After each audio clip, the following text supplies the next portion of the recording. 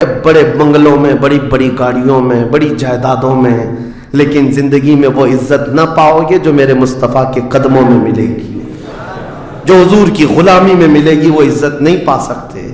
عزیزان گرام وقار، نبی کریم صلی اللہ تعالیٰ علیہ وسلم کے ان صحابہ کو دیکھتے ہیں جنہوں نے زندگی کو ضائع نہیں کیا، ایک پل بھی ضائع نہیں کیا۔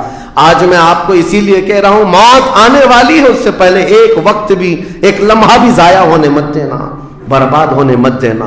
جو وقت ہے، میں مصر میں دیکھتا تھا بسوں میں بھی، اور کبھی کبھار ٹکٹ کاؤنٹر پہ جو لائن لگی رہتی تھی، ایک اسٹیکر لگایا گیا تھا، اکثر جگہوں پر یہ اسٹیکر پڑھنے کو ملتا تھا، اجعلوا الانتظار فی الاستغفار۔ یہ جو ویٹنگ ٹائم ہے اس کو خالی کھڑے ہو کر کے مت گزارو، اتنی دیر استغفار کرو اور درود پاک تو پڑھو، وقت کو ضائع نہ کرو۔ تمہارے پاس اللہ نے وقت دیا، بیٹھے ہو تو پڑھو، کھڑے ہو تو پڑھو، کیونکہ یہ وقت تمہارا بربادی میں نہیں لکھا جائے گا، تمہارا یہ وقت ضائع کرنے والوں میں نہیں لکھا جائے گا۔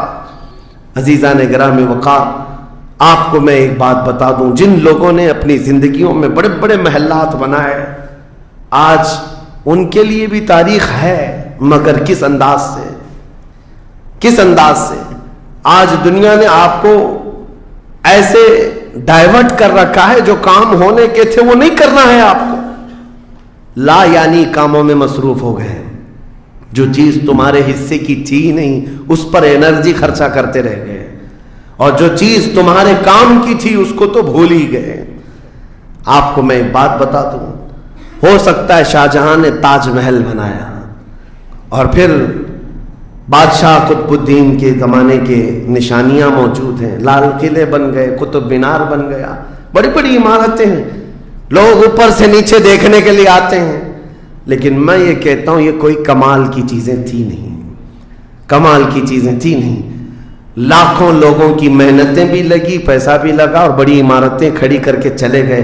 ہزاروں کی تعداد میں تاج محل میں لوگ جاتے ہوں گے، تاریخ تو لوگوں کو تھوڑی بہت تو پتہ ہوگی کہ اپنی بیگم کی محبت میں بنایا ہوا ایک محل ہے، اور بیگم کی قبر بھی وہاں ہے، لیکن جانے والے کبھی کسی کو سنا ہی نہیں کہ ایک فاتحہ بھی کوئی پڑھتا ہوا نظر آتا ہے۔ وہ تو پکنک پوائنٹ ہے، ٹورسٹ ایریا ہے، جائے دیکھے آئے۔ لیکن میرے عزیزو، یہ بڑے بڑے محلات اپنی ناموری کے لیے بنا کر تو چلے گئے، لیکن آؤ بریلی شریف کی سرزمین پر ایک مدرسہ جو اعلیٰ حضرت نے بنایا، مبارک پور کی سرزمین پر جامعہ اشرفیہ جو حضور حافظ ملت نے بنایا، یہ عمارتیں آج بھی دعوت دے رہی ہیں، ایک دو نہیں، ہر سال ہزاروں کی تعداد میں عالم اور مفتی وہاں سے نکلا کرتے ہیں۔ یہ کام کی چیزیں تھی جو بزرگوں نے کر دیا کہ امت کو ایسا کچھ دے جاؤ کہ وہاں سے آنے والا کچھ فیض اٹھا کر کے جائے۔ تاج محل لے کر کے کیا کرنا ہے؟ پیسے کمانا ہے یا ٹورسٹ ایریا بنانا ہے؟ لیکن ایک ایسا ادارہ جس میں پڑھ کر کے دنیا روشن ہوتی اور آخرت بھی روشن ہوتی۔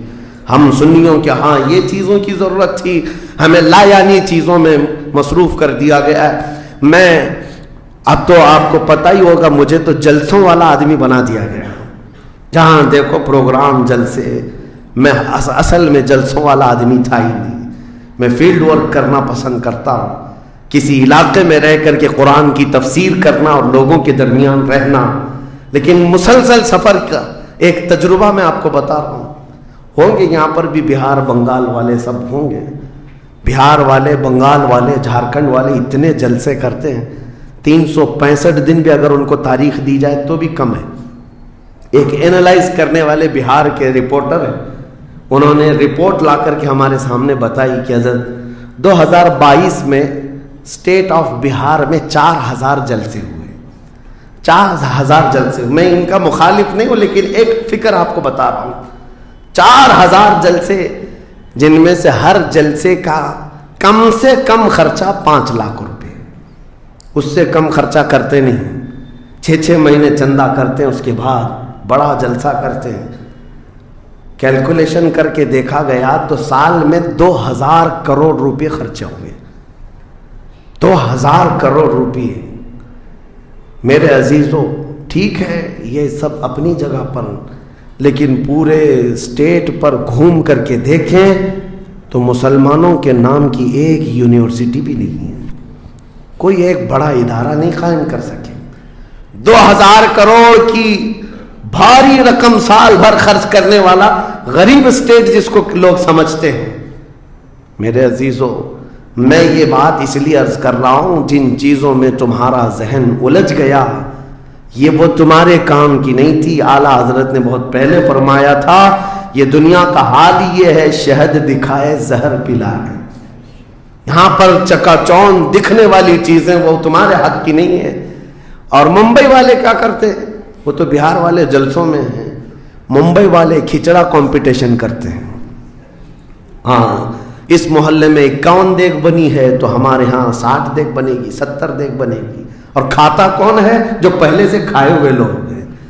دن بھر 5 ٹائم کھانے والے لوگ ہی کھچڑا کھا رہے ہیں۔ ثواب تو ان کے لیے تھا اس غریب کو کھلانے پر جس کے گھر میں ایک روٹی ہے تو دوسری روٹی نہیں ہے۔ کھلانا بالکل ثواب ہے، حدیثوں میں ملتا ہے، کھلانے سے بڑھ کر کے ثواب نہیں ہے، پہنانے سے بڑھ کر۔ سرکار غوث پاک کا یہ فرمان بھی ہے، میں نے ساری نیکیوں کو الٹ پلٹ کر کے دیکھ لیا، رحمان کو 2 نیکیاں سب سے زیادہ پسند ہیں، ایک بھوکوں کو کھلانا، ننگوں کو پہنانا، یہ 2 چیزیں۔